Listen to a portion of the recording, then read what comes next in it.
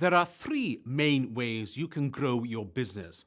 First, get more customers. Secondly, get customers to spend more.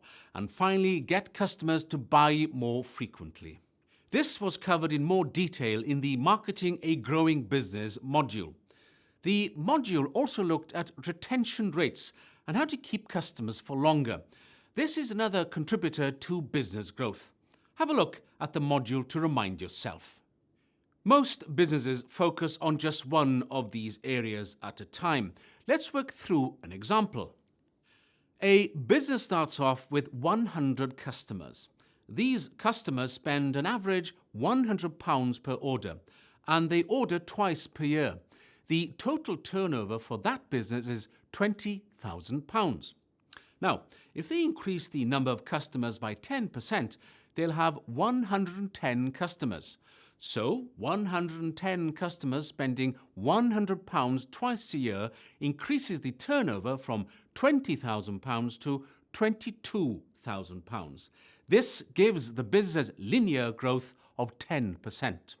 The key to success is to work smarter and increase all three areas at the same time.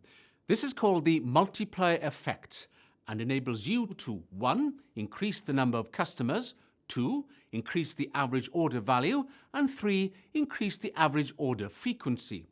This enables you to achieve growth of both turnover and profits. Let's work through the same example and increase each area by 10%. In this example, the business increases the number of customers by 10%, from 100 to 110.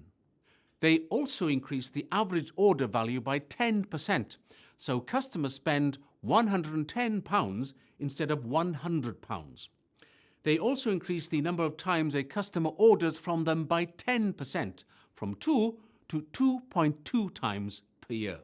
Now, if we multiply all the figures, we see the turnover has increased from £20,000 to £26,620.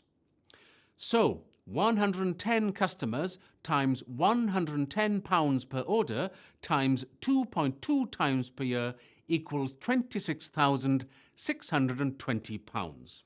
That's an increase in turnover of a massive 33.1% and is compound growth. Linear growth happens when you increase just one area at a time. Compound growth happens when all three areas are increased at the same time. With compound growth, a small increase across several areas can make a big difference. Work through the example online so that you fully understand the power of this concept. So, how do you achieve compound growth? Follow these three steps. List, ask, analyze. First, list all your main sources of lead generation. What methods do you use to generate inquiries? Next, ask yourself what methods you use when you started the business and have now perhaps stopped using. Finally, analyze how many leads you get from each source or method and check out the conversion rates. I suggest you also revisit the ideas covered in the Marketing a Growing Business module. Are there any new ideas you could use?